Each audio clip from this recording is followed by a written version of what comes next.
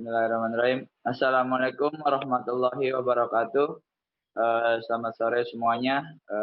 Baik, di sini kami atas nama saya Priandi Kurniawan, lalu teman saya Elvin Valerian dan teman saya juga Nur Rahmat Firmansyah akan mempresentasikan terkait evaluasi kinerja.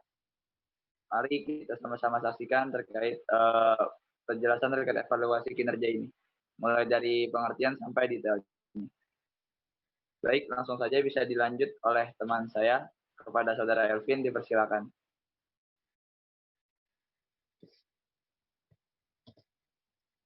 Oke, sebelum penjelasan lebih detail, kita harus tahu dulu untuk pengertiannya. Jadi, evaluasi kinerja itu adalah penilaian yang dilakukan untuk mengetahui hasil kerja dari karyawan dan juga organisasi.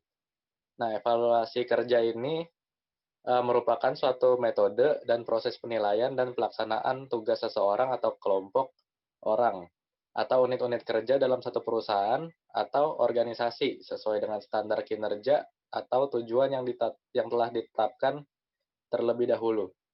Nah, evaluasi kerja ini merupakan sebuah langkah yang penting untuk dilakukan. Pada dasarnya, perusahaan harus tahu sudah sampai mana kinerja yang diberikan oleh setiap karyawannya. Nah, dengan evaluasi kerja ini, maka perusahaan tahu bagaimana penilaian pekerjaan mereka. Nah, evaluasi kinerja sendiri memiliki tujuan-tujuan.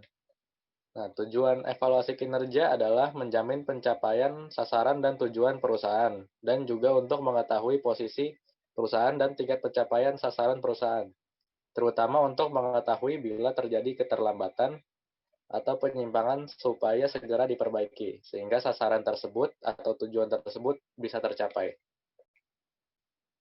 Nah, evaluasi kinerja ini bisa menjadi medium untuk meningkatkan kinerja karyawan sesuai dengan SOP yang telah ditetapkan sejak awal. Evaluasi kinerja juga bisa memberikan peluang besar untuk karyawan bercerita terkait apa saja yang bisa diubah di dalam perusahaan. Jadi aspirasinya setiap karyawan memang harus didengarkan dengan baik. Jangan sampai perusahaan tidak peduli dengan sikap karyawan karena itu bukanlah hal yang bagus. Evaluasi kinerja mampu memberikan pengakuan hasil kerja dari setiap karyawan, khususnya yang berprestasi. Ini juga bisa membuat karyawan lainnya termotivasi untuk melakukan yang lebih baik daripada sebelumnya. Karyawan yang memiliki kinerja kurang bagus pun itu juga bisa tahu terkait apa saja yang harus dilakukan. Evaluasi kinerja bisa membuat karyawan tahu apa potensi yang dimilikinya. Setiap masukan dan saran yang diberikan bisa membuatnya maju terus untuk menggali potensi tersebut.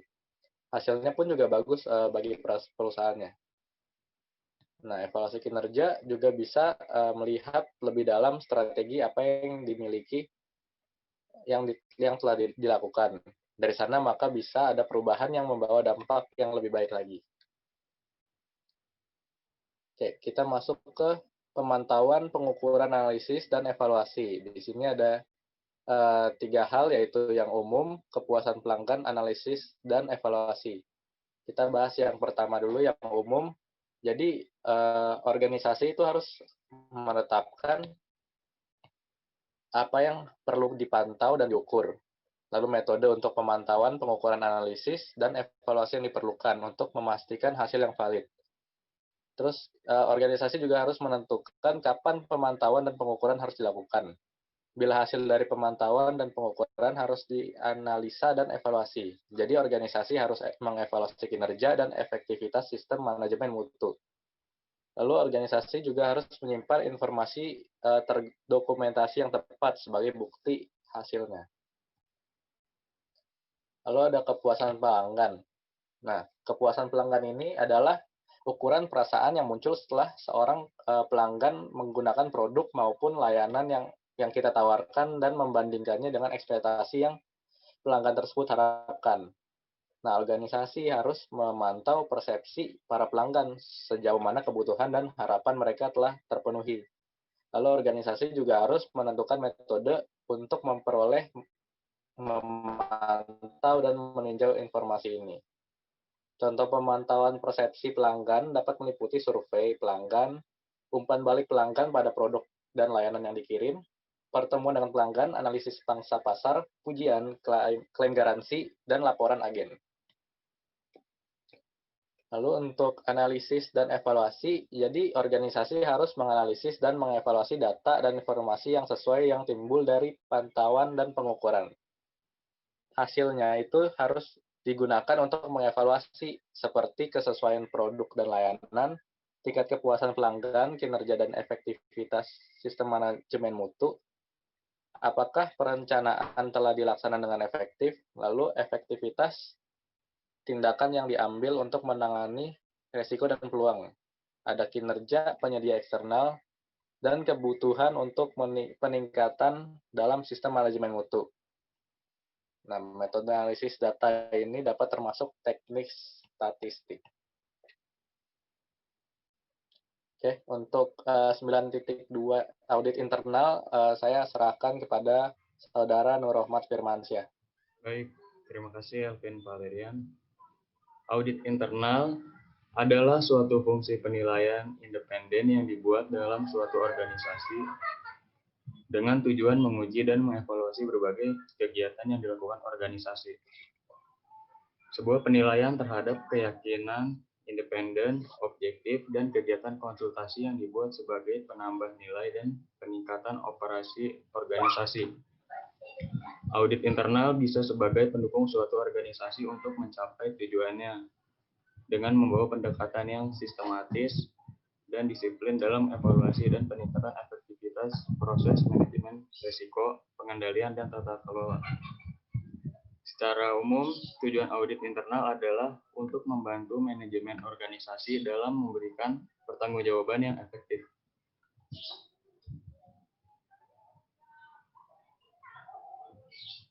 Organisasi harus melakukan audit internal pada selang waktu yang sudah direncanakan untuk memberikan informasi apakah sistem manajemen mutu sesuai dengan persyaratan organisasi untuk sistem manajemen mutu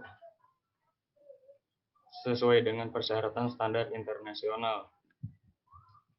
Skema standar yang dimaksud adalah akreditasi LSSM, yaitu skema yang diperuntukkan bagi organisasi yang menyelenggarakan audit dan sertifikasi sistem manajemen mutu berdasarkan SNI ISO 9001 tahun 2015.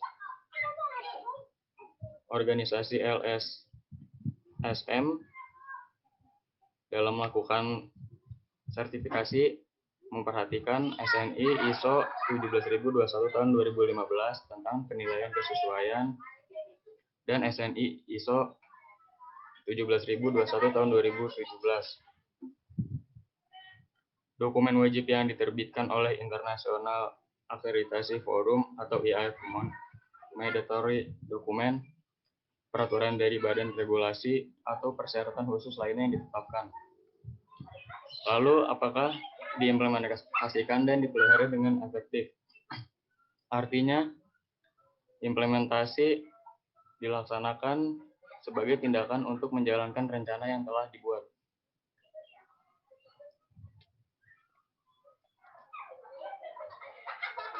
Organisasi harus merencanakan, menetapkan, dan memelihara program audit termasuk frekuensi, metode, tanggung jawab, persyaratan perencanaan, dan laporan yang harus dipertimbangkan proses-prosesnya yang berkaitan perubahan yang mempengaruhi organisasi dan hasil audit sebelumnya. Dan menentukan kriteria audit dan ruang lingkup untuk setiap audit yang akan dilakukan. Lalu memilih auditor dan melaksanakan audit sesuai dengan waktu yang sudah direncanakan. Memastikan bahwa hasil audit dilaporkan kepada manajemen yang relevan. Melakukan koreksi yang diperlakukan dan tindakan perbaikan tanpa ditunda. Lalu menyimpan informasi terdokumentasi sebagai bukti pelaksanaan program audit dan hasil audit. ISO 19011 adalah panduan dalam organisasi. Sebagai pedoman dalam mengaudit sistem manajemen, ISO 19011 menawarkan pendekatan yang seragam dan selaras, memungkinkan audit yang efektif di berbagai sistem pada saat yang bersamaan. Prinsip baru dari ISO ini adalah menggunakan pendekatan berbasis risiko ketika merencanakan dan melaksanakan dan melaporkan audit. Perluasan signifikan dari lampiran yang baru mencakup topik seperti verifikasi informasi, penggunaan penilaian profesional, fokus pada hasil kinerja, dampak audit siklus hidup produk, audit rantai pasokan, dan kepemimpinan dan komitmen audit. Oke, untuk tinjauan manajemen diserahkan kepada Saudara Aprian Dwi Kurniawan. Oke, baik. Selanjutnya di sini saya akan menjelaskan terkait tinjauan manajemen. Jadi tinjauan manajemen itu tinjauan manajemen. Next. Nah, untuk umumnya itu manajemen puncak harus meninjau sistem manajemen mutu organisasi pada selang waktu terencana untuk memastikan kesesuaiannya. Lalu berupa itu kecukupan, efektivitas, dan juga keselarasan dengan arah strategis dari organisasi itu sendiri. Nah, tadi kan secara umum itu dibagi dua, input tinjauan manajemen dan juga output. Nah, di sini input tinjauan manajemen. Jadi, input tinjauan manajemen itu merupakan tinjauan manajemen terus direncanakan dan dilaksanakan dengan mempertimbangkan beberapa hal. Di antaranya yang pertama, yaitu ada status tindakan dari tinjauan manajemen sebelumnya. Lalu yang kedua, perubahan atas isu eksternal dan internal yang relevan dengan sifat manajemen mutu.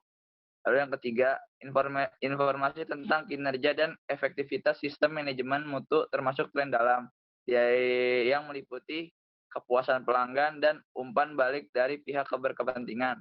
Lalu sejauh mana sasaran mutu yang telah dipenuhi. Lalu ada kinerja proses dan kesesuaian produk dan layanan. Lalu ketidaksesuaian dan tindak perbaikan. Lalu ada pemantauan dan pengukuran hasil audit. Lalu ada kinerja penyedia eksternal. Dan ada kecukupan dari sumber daya itu sendiri.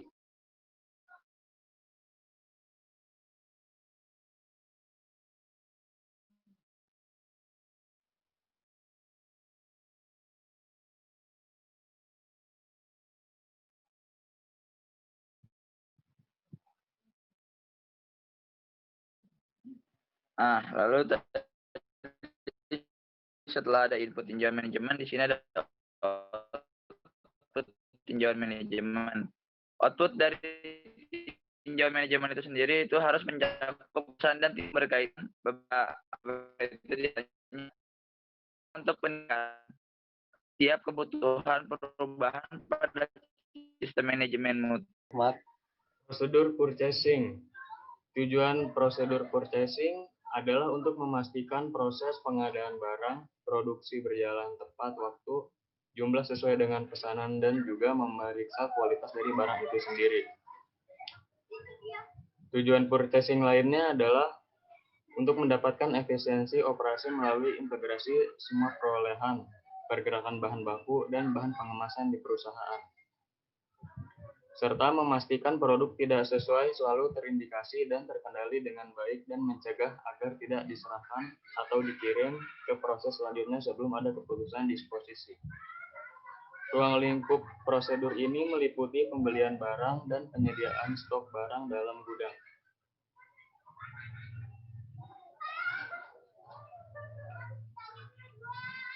Isi prosedur purchasing yaitu mengajukan permintaan barang, memilih pemasok, mengajukan biaya pemesanan, melakukan pemesanan, penerimaan dan pengecekan barang, membayar kwitansi tagihan, dan memindahkan bahan baku ke gudang.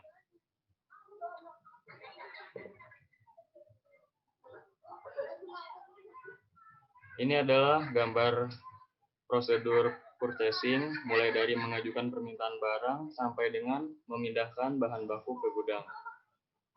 Pertama, Departemen Gudang mengajukan pembelian bahan baku kepada Departemen Purchasing. Dokumen terkait yaitu Purchase Requisition Form. Setelah pengajuan disetujui, selanjutnya Departemen Purchasing melakukan pemilihan pemasok berdasarkan harga, kualitas, kuantitas, dan syarat bahan yang dibutuhkan dengan membuat surat penawaran. Lalu membuat purchase order untuk mengajukan biaya pemesanan kepada kasir.